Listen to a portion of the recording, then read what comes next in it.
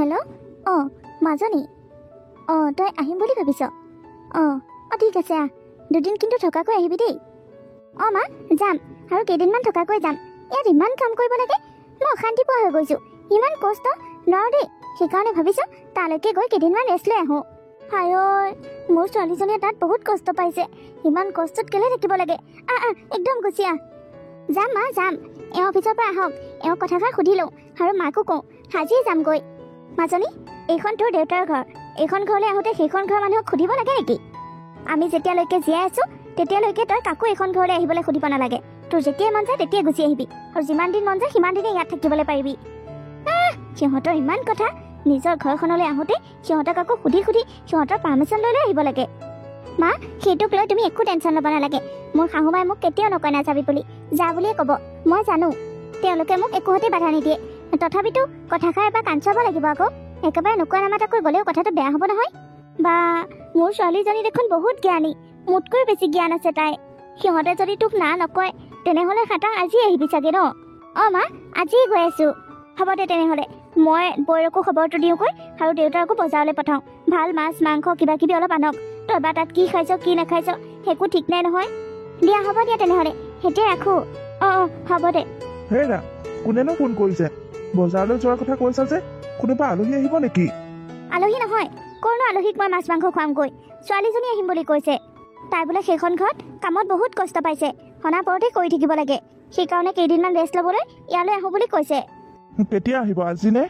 অঁ আজি আহিব। মই বোৱাৰীক কৈ পইচা কেইটামান আনি দিওঁ, আপুনি বজাৰলৈ যাওক। তাত কাম বনবোৰ কৰি ফুৰোঁতে ভালদৰে খোৱা বোৱাই কৰিব নোৱাৰে, কি খাইছে কি নাখাইছে কোনো ঠিক নাই। আপুনি মাছ মাংস আৰু তাই খাই ভাল পোৱা সকলো বস্তুৱে আনকগৈ।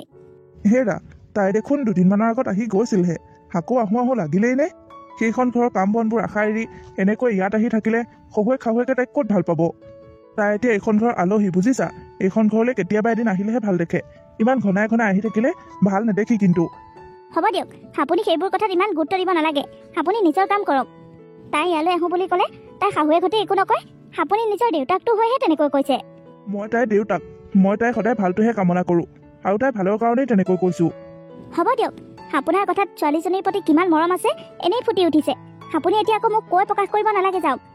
লোকৰ দেউতাকহঁতক দেখিছোঁ জীয়েকহঁত অহা বুলি ক'লে একেবাৰে 7খন 8খন কৰি থাকে, কি আনিম কি নানিম, কি খুৱাম কি নোখুৱাম। জীয়েকহঁতক যেন সদায় চকুৰ আগতে ৰাখিব তেনেকুৱাখন লাগে। আৰু আমাৰ আকৌ আহিলে বেয়াহে পায়। তাই এখন ঘৰলৈ আহিলে বেয়া পাওঁ বুলিনো কেতিয়া ক'লোঁ? কিন্তু সেইখন ঘৰৰ প্ৰতি তাইৰ কিছুমান দায়িত্ব আছে নহয়। তাইৰ দায়িত্বৰ কথা আপুনি চিন্তা নকৰিলেও হ'ব দিয়ক। তাই শাহুৱেকজনী দেখোন একেবাৰে ডাউকৈ গাভৰুৱে হৈ আছে। সকলো কাম কৰাৰ পৰা ইত্যাদি কৰি গোটেইখিনি চম্ভালি আছে শাহুৱেকে। তাই এতিয়া ঘৰখনৰ দায়িত্ব নল'লেও হ'ব। আপুনি অকণমান ৰখক, মই বোৱাৰীক কৈ পইচা কেইটামান আনি দিওঁ, আপুনি বজাৰৰ পৰা আহকগৈ। জীয়েকজনী ঘৰলৈ আহোঁ বুলি কৈছে, তাকো বেয়া পায়। তোমাৰ ঘৰখনতো যে বেলেগৰ ছোৱালী এজনী আহি খাটি আছেহি দিনে ৰাতিয়ে, সেইটো কথাও অকণমান চিন্তা কৰিবা। আৰু তুমি এনেকৈ বোৱাৰী আৰু জীয়াৰীৰ মাজত পাৰ্থক্য দেখাই থাকিলে এদিন চাবা তোমাক কিন্তু কোনেও নামানা হ'ব। আপুনি আমাৰ বোৱাৰীজনীৰ সৈতে আমাৰ ছোৱালীজনীক মিলাইছে। আপুনি পাহৰি নাযাব, মাজনী মোৰ ছোৱালী। বাবাৰ যেনেকৈ এইখন ঘৰত অধিকাৰ আছে, ঠিক তেনেকৈ মাজনী এইখন ঘৰত আহি খাই বৈ থকাৰ সম্পূৰ্ণ অধিকাৰ আছে, বুজিছে? আৰু বোৱাৰীটো সেইখিনি দায়িত্ব, তাই দায়িত্ব পালন কৰিবই লাগিব আকৌ। তাই যদি ঘৰখন চম্ভালিয়ে ল'ব নোৱাৰে বা নিজৰ দায়িত্ব পালন কৰিব নোৱাৰে, তেনেহ'লেনো তাই কেলে বিয়া হৈছে আকৌ? এইখন ঘৰত তাইকনো আমি কেলে বোৱাৰী কৰি ৰাখিছোঁ আকৌ? আপুনি মোক ছোৱালী বোৱাৰীৰ মাজত ৰিঞ্জাই কথা নক'ব দেই, কৈ দিলোঁ কিন্তু। দিয়া, যি কৰা কৰা আৰু। বোৱাৰী, অ' বোৱাৰী, ভাত হোৱা নাই নেকি?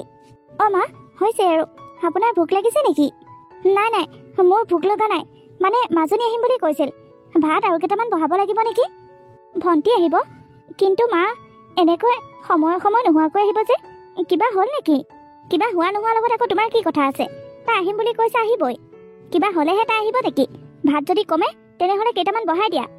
আৰু এটা কাম কৰাচোন, 1000 টকা এটা দিয়া, দেউতাক বজাৰলৈ পঠাওঁ। মাছ মাংস অকণো আনক আৰু কিবা কিবি অকণমান বজাৰ কৰি লৈ আহক, তাই খাই ভাল পোৱা।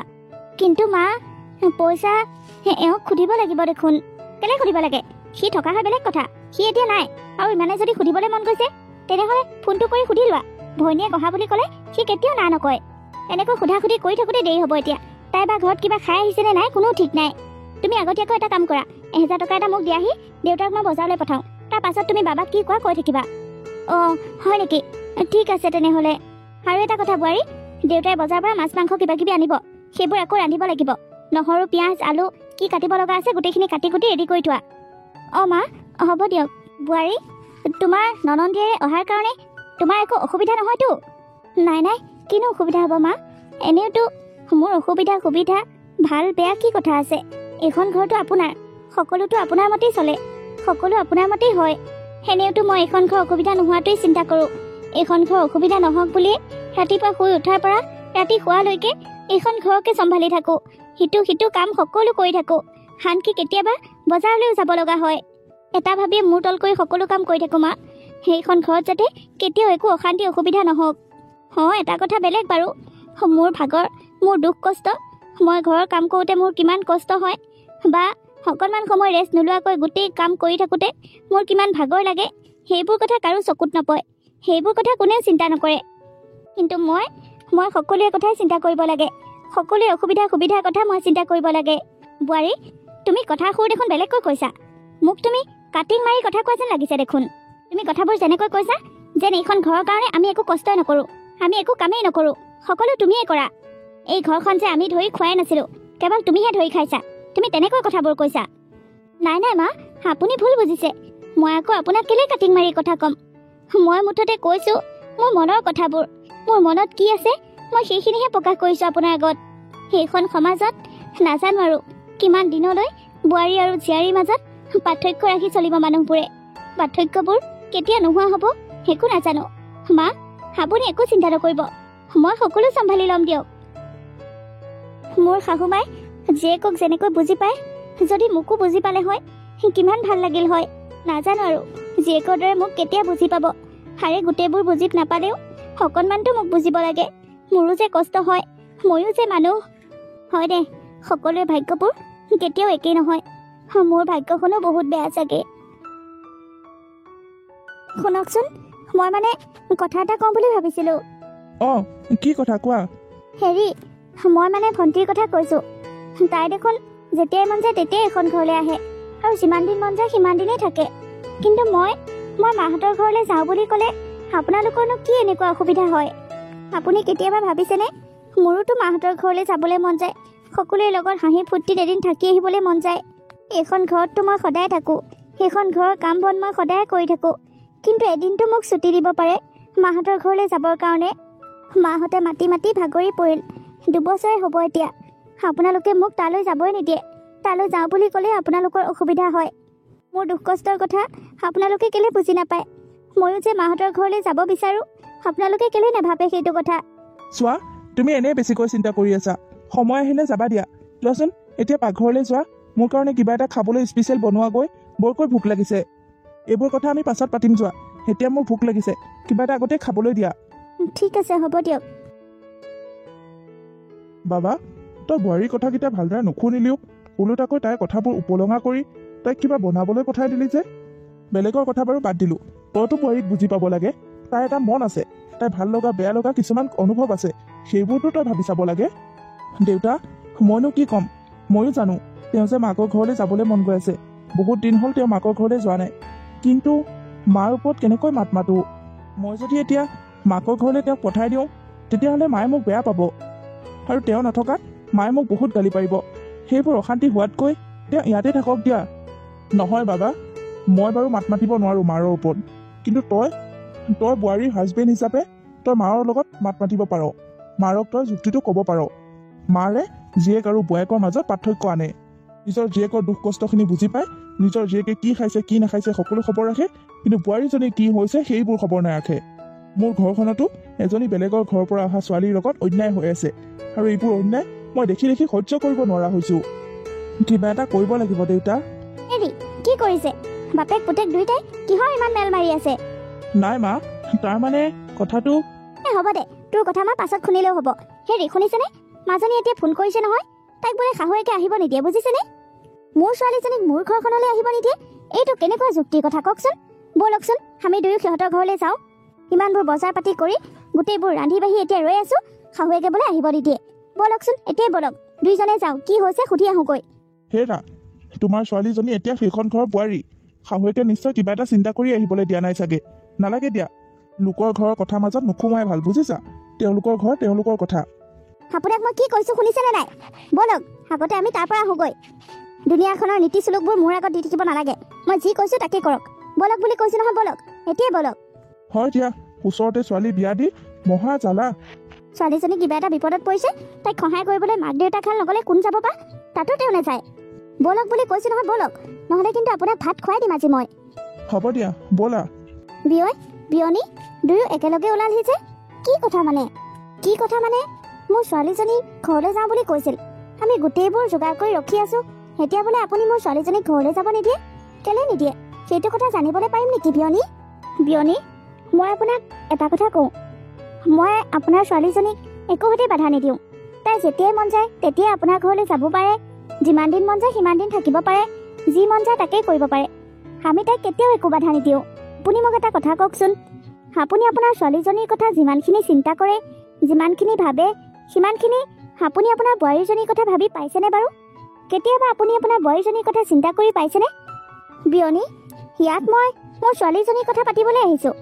আপুনি মোৰ বোৱাৰীজনীৰ কথা কেলৈ আনিছে? বিয়নী, আপুনি হয়তো পাহৰিছে, আপোনাৰ ছোৱালীজনী মোৰ ঘৰৰ বোৱাৰী। বোৱাৰী আৰু ছোৱালীৰ মাজত কেনেকৈ পাৰ্থক্য আনিব পাৰে বিয়নী? ছোৱালীয়েতো গৈ বোৱাৰী হৈ গৈ। যোৱাকালি মই আপোনালোকৰ বিয়নীক পাইছিলোঁ, মানে আপোনাৰ বোৱাৰীৰ মাকক, আৰু তেওঁ কৈছে 2 বছৰমান হ'ল আপোনালোকে বোলে বোৱাৰীজনীক মাকৰ ঘৰলৈ পঠোৱা নাই। এইটো কেনেকুৱা ধৰণৰ কথা? মইতো মোৰ বোৱাৰীজনীক মাকৰ ঘৰলৈ মাহৰ মূৰে মূৰে পঠাই থাকোঁ, আৰু আপোনালোকে কেলৈ তেনেকৈ কৰে? সেইকাৰণে ভাবিছোঁ আপোনাৰ বোৱাৰীজনীক মাকৰ ঘৰলৈ পঠাওক। যেতিয়া আপোনাৰ বোৱাৰীজনী ঘূৰি আহিব তেতিয়াহে মোৰ বোৱাৰীজনী মাকৰ ঘৰলৈ যাব পাৰিব, বুজিছে? হেৰা, শুনিছা? বিয়নীও সকলো কথা বুজি পায়, তুমিহে বুজি নোপোৱা। হে আপুনি মনে মনে থাকক। বিয়নী, আমাৰ বিয়নীয়ে আপোনাক কিবা খলুৱা লগাইছে নেকি? হে নাই নাই বিয়নী, তেখেত তেনেকুৱা নহয়। কেলৈ খলুৱা লগাব?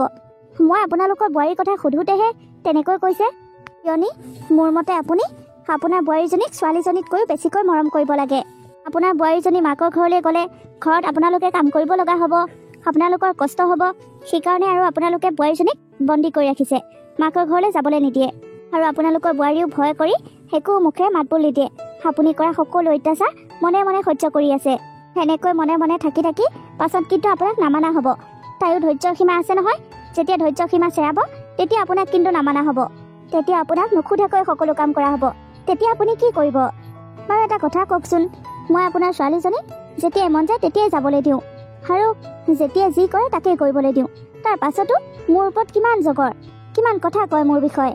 আৰু আপুনি আপোনাৰ বোৱাৰীজনীক যদি ইমান দিন মাকৰ ঘৰলৈ যাবলৈ দিয়া নাই, তেনেহ'লে আপোনাৰ বিষয়ে আপোনাৰ বোৱাৰীজনীৰ মনত কিমান বেয়া ভাৱ সোমাই আছে আপুনি নিজেই চিন্তা কৰকচোন।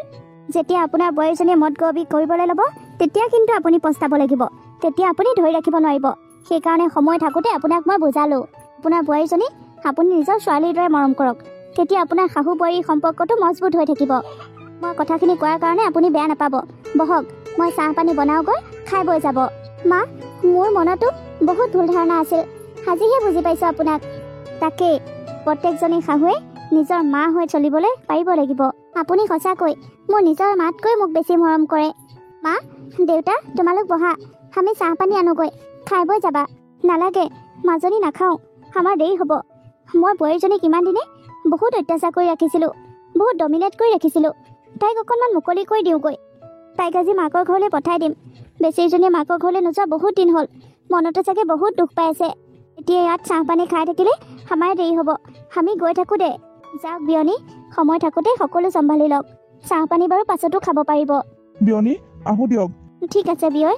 মাজনী, থাক, আমি গৈ থাকোঁ। বিয়নী, মাজনী, থাক, আমি গৈ থাকোঁ। যোৱা।